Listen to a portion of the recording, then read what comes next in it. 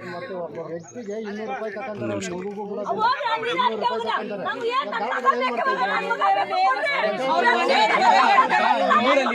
ಎರಡು ಮೇಕೆಗಳು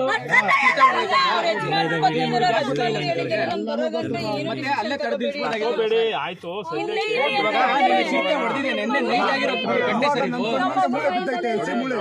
ಸರ್ ನಿನ್ನೆ ನೈಟ್ ಆಗಿದೆ ಅಂತ ಅಂದಮೇಲೆ ಹೆಂಗೆ ಸರ್ ಬೆಳಗ್ಗೆ ತಡೆದು ನಿಲ್ಸ್ಬೋದಾಗಿತ್ತಲ್ಲ ಸರ್, ಒಂದು ಪ್ರಾಣ ಉಳಿದಿರಲ್ಲ ಸರ್ ಇವಾಗ.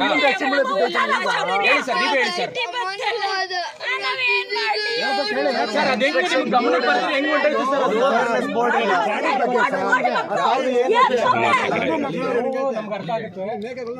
ಸರ್ ಅಲ್ಲ ಸರ್, ನೆನೆ ನೈಟ್ ಆಗಿದೆ ಸರ್ ಹಳ್ಳಿಲಿ ಹಿಂಗ್ ಆಗಿದೆ ಅಂತ ಗೊತ್ತಿದ್ರೆ ಹೆಂಗ್ ಸರ್ ಇರ್ತಾರೆ ಒಂದು ರೇಂಜ್ ಹಾಕಿ ಸರ್.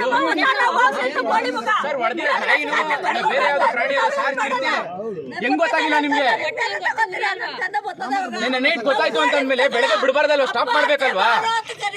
ಪ್ರಾಣ ಅಂದ್ರೆ ಸುಮ್ಮನೆ ಹೇಳಿ.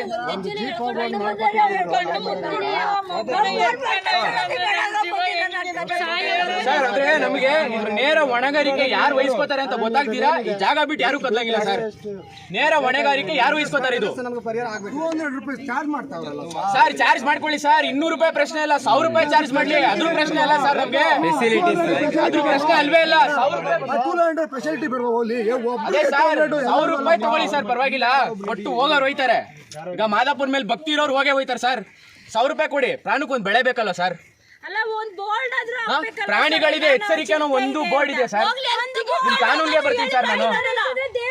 ಪ್ರಾಣಿಗಳಿದೆ ಎಚ್ಚರಿಕೆ, ಗುಂಪಾಗಿ ಚಲಿಸಿ, ಇಷ್ಟ ಹಾಕಿದ್ರೆ ಅಟ್ಲೀಸ್ಟ್ ಒಂದು ಬೇಸಿಕ್ಸ್ ಅಲ್ವಾ ಸರ್ ಅದು?